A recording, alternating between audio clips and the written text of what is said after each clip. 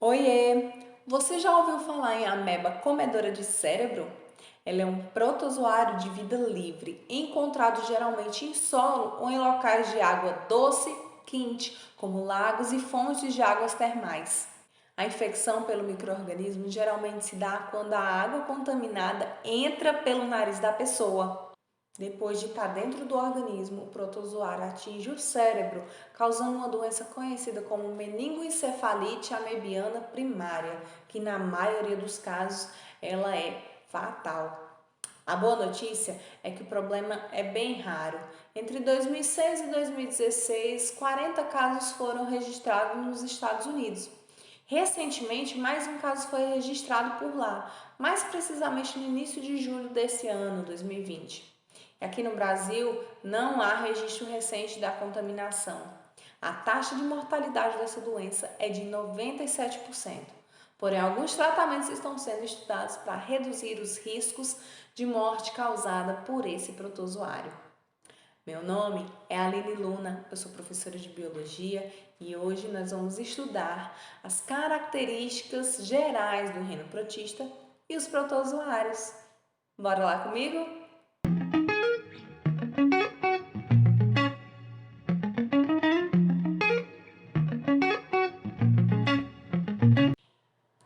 O reino protista, também chamado de reino protoctista, é representado por algas e protozoários.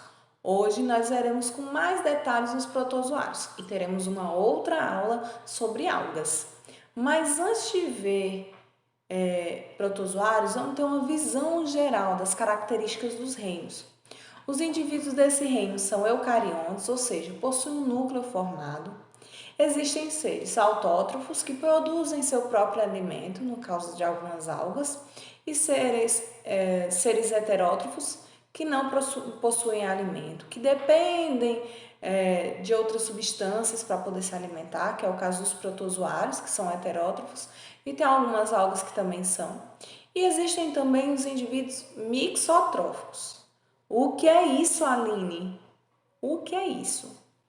Gente, indivíduos mixotróficos, eles tanto são autótrofos como são heterótrofos. Vai depender da condição do ambiente, da disponibilidade de nutrientes.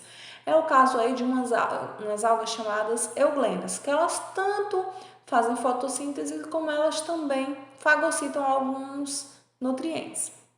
Indivíduos do reino protista podem ser aeróbio ou anaeróbio. Existem indivíduos unicelulares, que é o caso dos protozoários e de algumas algas, e indivíduos multicelulares. Porém, esses multicelulares, a gente diz que eles não possuem tecido verdadeiro. E o que é que isso significa? Quer dizer que eles não possuem células especializadas. Por exemplo, nós temos células específicas para absorver nutrientes que estão presentes lá no nosso intestino. Já temos outras células que são capazes de permitir a passagem de transmissão de impulsos elétricos. Cada célula tem sua função. Essas células se unem formando tecidos que formarão os órgãos, e aí nesse caso desses indivíduos multicelulares, eles não possuem diferença de função de célula. Então, no caso, eles não possuem tecidos verdadeiros. Os indivíduos desse reino, eles podem ser encontrados em vida livre, vivendo em colônia ou em associação com outros indivíduos. Seja essa relação de parasitismo, onde há prejuízo para uma das partes, ou mutualismo, onde são beneficiadas ambas as partes e muitas vezes até a união dessas duas é um pré-requisito para a sobrevivência delas. E tem o comercialismo, que é quando um tem benefícios sem prejudicar o outro. Eles podem se reproduzir de forma assexuada, sem mistura de material genético, ou de forma sexuada, onde há mistura de material genético que proporciona aí a variabilidade genética. Bem, gente, isso aí é um resumo bem simples sobre o reino protista. Agora a gente vai ver os protozoários. Os protozoários são um grupo de indivíduos unicelulares e heterótrofos, todos. Eles habitam em diversos ambientes. Eles podem viver de forma livre ou associados a outros seres vivos. Alguns são parasitas e podem causar prejuízo ao hospedeiro. Como nós logo veremos que eu vou ter uma aula exclusiva sobre doenças causadas por protozoários. Alguns outros são comensais, ou seja, se alimentam sem causar, vivem em associação com outro indivíduo sem causar nenhum dano. E ainda existem as relações mutualísticas, uma relação harmônica em que ambas as espécies elas possuem benefícios. É o caso aí do cupim e do protozoário triconinfa. O cupim, ele se alimenta de madeira, porém o organismo dele não é capaz de digerir a celulose presente na madeira. Então, dentro do organismo dele, ele tem a triconinfa, que é um protozoário que vai auxiliar nessa digestão, uma relação de mutualismo, em que um depende do outro para viver. Em meios desfavoráveis, alguns protozoários eles conseguem adotar a forma de cisto. Como é isso, Aline? Esse organismo diminui seu volume, perdendo água, perdendo organelas. Ao seu redor forma uma casca resistente e quando estiver em situação favorável, ele volta à sua forma ativa. Para ver algumas estruturas presentes nos protozoários, nós vamos utilizar esse exemplo aqui, que é um paramécio. Os protozoários eles fazem suas trocas gasosas através de difusão simples.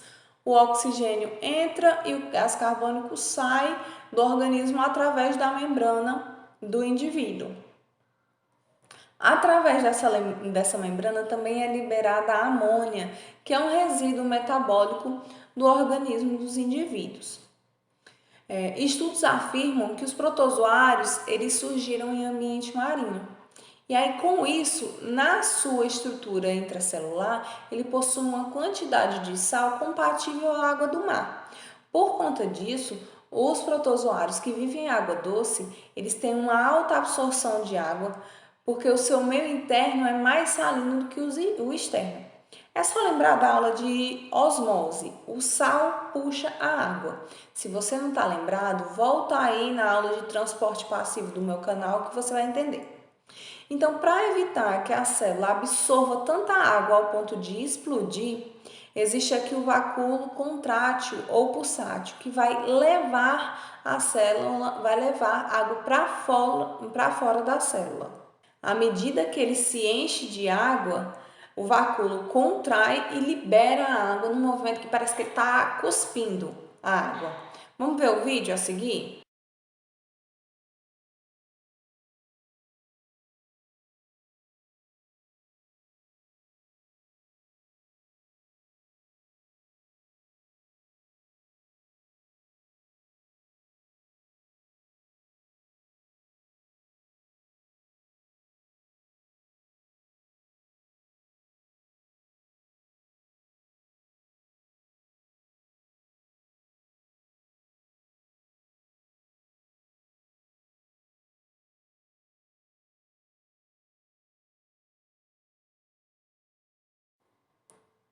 Os protozoários, eles se alimentam através de fagocitose.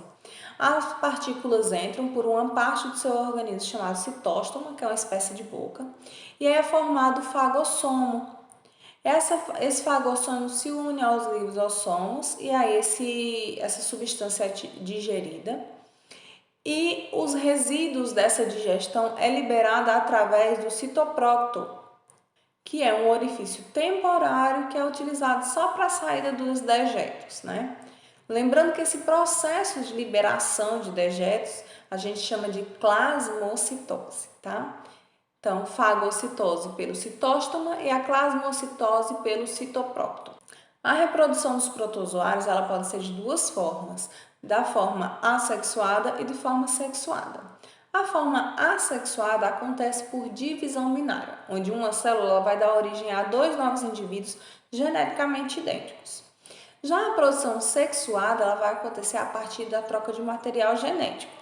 Os protozoários eles possuem dois núcleos.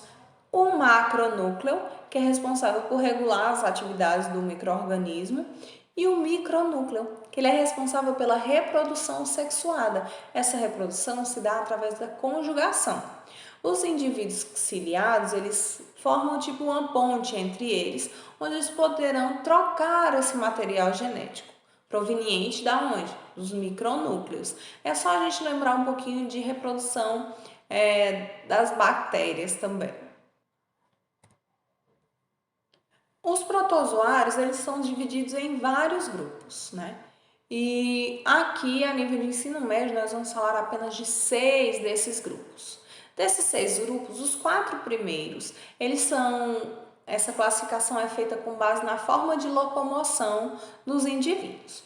Os risópodes são indivíduos que usam os pseudópodes para locomoção e também usam para englobar partículas alimentares.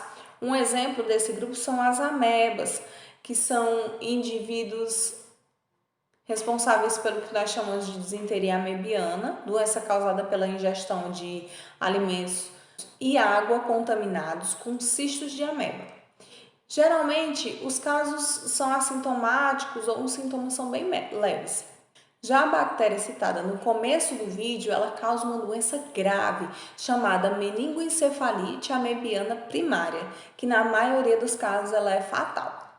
Os zoomastigóforos, eles são caracterizados pela presença de flagelos, de 1 a 4 flagelos no máximo por célula. E eles se movimentam em forma de chicote para promover o deslocamento, mas também ele utiliza na captura de alimento. A maioria desses indivíduos são aquáticos, de vida livre, porém alguns são parasitas e causam doença. Um exemplo é o Trypanosoma cruzi, que é o protozoário causador da doença de Chagas. Os cilióforos, eles têm o paramécio como representante. E a principal característica desse grupo é a presença de cílios ao redor da célula. É uma estrutura semelhante ao flagelo. O que diferencia? Eles são mais curtos e mais numerosos. E os indivíduos que chamamos de apicomplexos são micro-organismos que não possuem estruturas especializadas em locomoção. Eles normalmente são encontrados na corrente sanguínea e são levados pelo sangue, são transportados pelo sangue. Possuem um complexo apical que auxilia o protozoário a entrar na célula parasitada. E um exemplo desse tipo de protozoário é o Toxoplasma gondii, que é o causador da toxoplasmose. Outros 2 grupos de protozoários são os actinópodes, que são micro-organismos que possuem pseudópodes longos e extremamente afilados, representados pelos heliozoários e pelos radiolários, que parecem com raios solares, por isso esse nome radiolários. E tem também os foraminíferos, que possuem a carapaça resistente de sílica ou de carbonato de cálcio, que vai funcionar como se fosse um esqueleto, uma concha, dando sustentação e proteção à célula. O interessante é que quando morrem, essas carapaças elas podem se sedimentar, formando rochas. Então, pessoal, essa foi nossa aula sobre o reino protista e protozoários. Na nossa próxima aula, nós teremos aulas com doenças causadas por protozoários. Deixa aqui nos comentários o que é que você achou mais curioso sobre os protozoários. Não esquece, por favor, se inscreve no canal, ativa o sininho para receber as notificações sempre que tiverem novos vídeos aqui no canal. Além disso, se você gostou dessa aula, se de alguma forma ela foi útil para você no estudo, para a prova na escola, para o Enem, para qualquer vestibular, dá sua curtida aqui, compartilha com outros colegas também, que eles podem estar precisando dessa aula, tá bom? Conto com a ajuda de vocês. Aguardo vocês nas próximas aulas. Um grande beijo. Tchau, tchau.